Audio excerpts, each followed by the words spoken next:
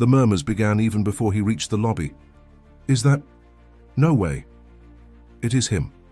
Look at the way he walks. The air inside the Lincoln Center was heavy with prestige. Tuxedos, gowns, champagne glasses raised to red velvet lips. Tonight was supposed to be all about virtuosity. Anton Devereux, the French piano prodigy, whose fingers had been compared to God's own. But that's not what everyone was staring at. Bruce Willis stood in the back of the lobby, quiet, hands in the pockets of a soft grey hoodie, head lowered. He looked tired. Not just actor on promo tour tired, something deeper, something older. He shouldn't have stood out. No entourage, no fanfare. He looked like someone's dad waiting in line at a pharmacy. Anton noticed him instantly. Of course he did. The young maestro had just come off his final rehearsal, tension buzzing through his limbs. He hated when the press lingered. But seeing Bruce Willis in his lobby, the smug little grin curled onto his lips.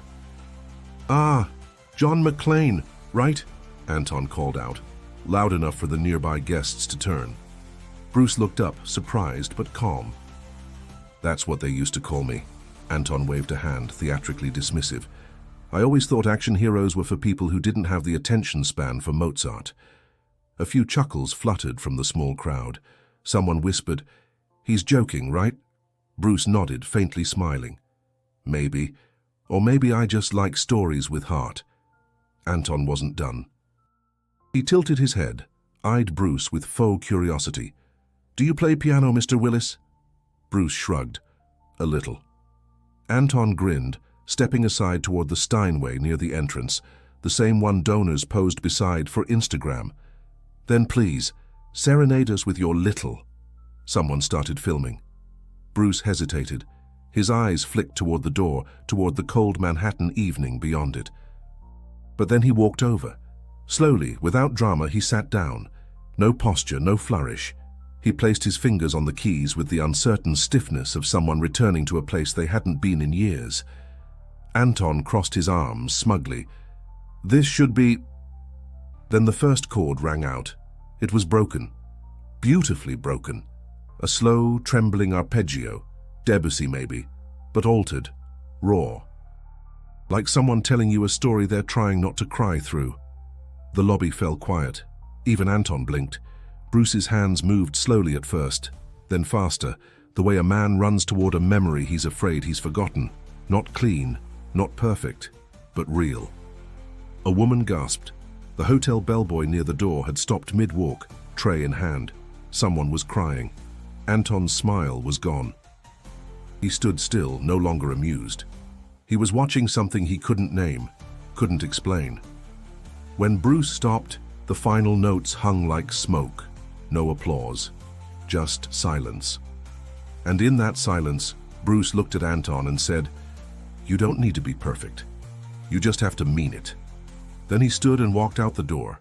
No press, no fans chasing him, just footsteps into the Manhattan night. What no one knew then, that moment would go viral before the sun rose, and it would unravel everything Anton thought he knew about greatness, music, and himself. Like stories that reveal the soul beneath the spotlight?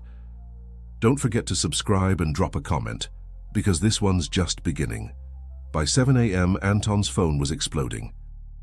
First came the texts, from his manager, his agent, his publicist. "Have you seen this? Anton, call me now.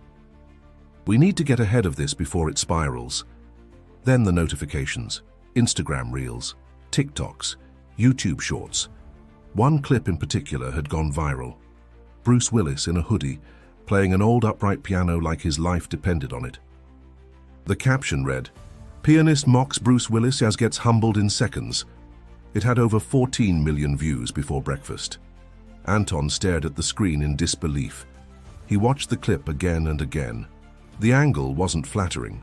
His smirk, his arms crossed, the exaggerated gesture toward the piano. Then Bruce sat, played, moved the entire room. The comments hit hardest. "I didn't know Bruce could do this.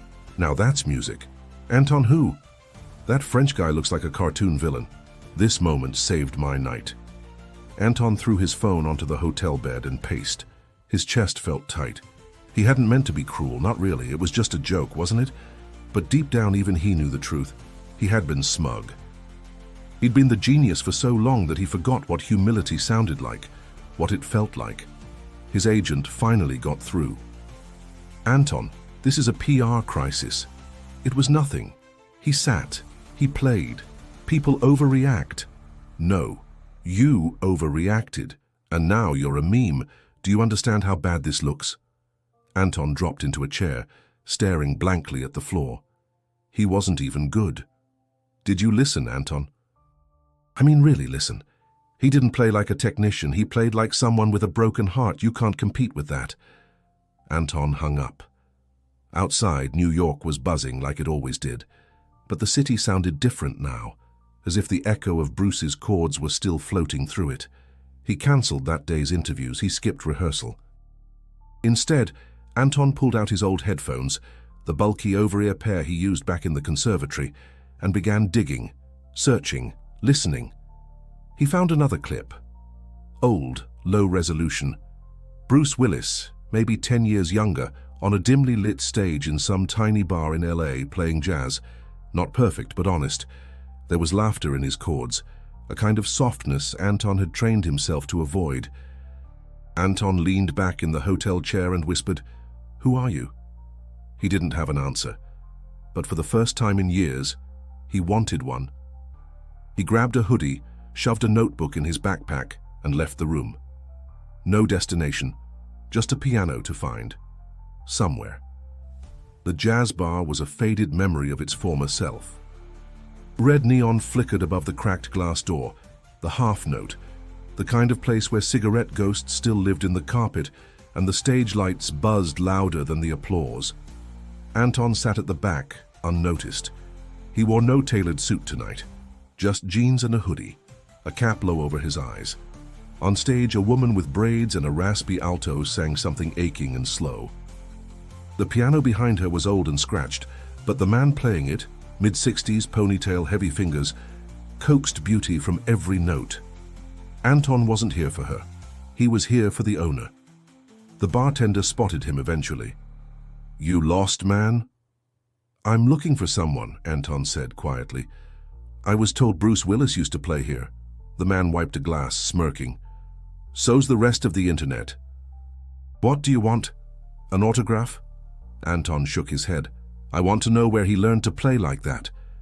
The bartender studied him for a moment. "You're that piano kid, huh? The one from the video?" Anton winced. "Unfortunately." The man set the glass down. "Bruce didn't learn here. He remembered here. That's different." Anton leaned in. "What do you mean?" The bartender looked around, made sure no one was close, then nodded to a hallway behind the bar. "Follow me." They walked past crates of soda, kegs, and a stained poster of Billie Holiday. Then, through a fire door, up a narrow staircase. "He used to come here after filming," the man said. "Didn't talk much, just sat at the keys. Told me he played for his mother back when she was dying. Said music was the only time she stopped crying." Anton swallowed. She had dementia. Cancer. The room at the top of the stairs was small. One window, one upright piano with chipped ivory keys, a stool, dust everywhere. "He'd sit here," the bartender said, "for hours. Never charged a drink, never asked for an audience. Just him and the music." Anton stepped forward slowly, ran his fingers over the keys, some stuck, some cracked, but he could feel it, some echo of grief and love carved into the wood. "I don't think he was trying to be good," the bartender added. "I think he was trying to survive." Anton didn't respond. He just sat, not to play, not yet. He took out his notebook and wrote 3 words: "Make it matter." 2 weeks passed. The internet moved on. New memes, new scandals, new distractions. But Anton hadn't. He disappeared from the spotlight. No press appearances, no posts, no performances. His team panicked. Sponsors whispered. Critics speculated. But Anton ignored it all. He was somewhere else entirely. In a rented apartment in Harlem, he sat each morning at an old Baldwin piano he bought from a church auction. No polished grand, no custom bench, just creaking pedals, out-of-tune mids, and soul. He played until his wrists ached. No rehearsed concertos, no rigid etudes. He played memories of his first teacher in Lyon, of the rain outside the conservatory window, of his father humming Debussy while burning toast, music with edges, music with pain. And he listened, really listened, to tapes, to old street recordings, to Bruce's hoarse, quiet jazz, to Nina Thelonious, even amateurs uploading raw takes on YouTube with terrible lighting and heartbreak in their eyes. He began to understand what Bruce had done in that lobby wasn't a performance, it was a confession, and Anton had interrupted it with a smirk. That thought kept him awake. One cold Thursday night, he made a decision. He called his manager. "I want to do one show, one only, but I choose the venue." "Carnegie?" the manager asked. "No," Anton said. "A church in Brooklyn." Confused silence. "Make it happen," Anton said, then hung up. The place was small. Old wooden pews, stained glass. 100 seats, maybe. He asked that there be no press, no live stream. Just open doors, first come, first serve. When the lights dimmed, Anton stepped onto the makeshift stage. No suit, just the same hoodie. He sat, took a breath, and placed his fingers on the keys. Then he did what he hadn't done in years. He felt his way through the music. The first piece was soft, tentative, like a man knocking on a door he once slammed shut, then deeper, melodies twisted with vulnerability. At times his hands trembled. At times he stopped completely, head bowed, breathing heavy before continuing. He ended with something unfamiliar, something his, composed in silence. With bruised fingers and humility, the final note lingered, then silence, and from the back row someone stood. Grey hoodie, quiet hands, Bruce. No camera, no crowd. He simply nodded, and Anton nodded back. In that quiet Brooklyn church, applause broke only after Anton stood, hands at his sides. It wasn't thunderous, but it was real. 6 months later, Anton stood backstage at a modest music education benefit in Chicago, the kind of event he would have once dismissed. No tuxedo, no press wall, just community center walls, folding chairs, and kids in mismatched clothes. He was the closing act, and he wasn't here to impress anyone. Bruce had sent him a short message the week after the Brooklyn performance. "Now you know. Play like it's your last conversation." They hadn't spoken since, but Anton had changed, not just how he played, how he listened, how he taught, how he walked into every room. He'd begun giving free workshops in underserved schools, talking less, asking more, teaching not scales but stories, letting young musicians find their voice without crushing it under his own. Tonight, he stood before 50 kids and their families.